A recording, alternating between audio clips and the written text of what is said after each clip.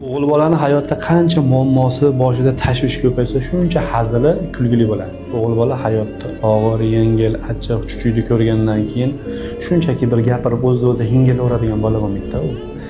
Gapirganda ham, kulgili gap gapirganda ham kulgisini tagida qanaqadir dard yotadigan bo'ladi.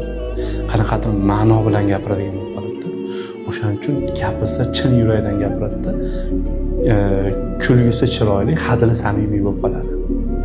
Qolganlar kulaveradi. Manaqdalik boshiga tashvish tushmagan, hali dard chekmagan bolalar mazah qilib kulishaveradi, lekin uni tushunmaydi. Sabr qiling. Mayli ustingizdan kulishaversin, sabr qiling, javob qaytaring, xo'p bo'ladi.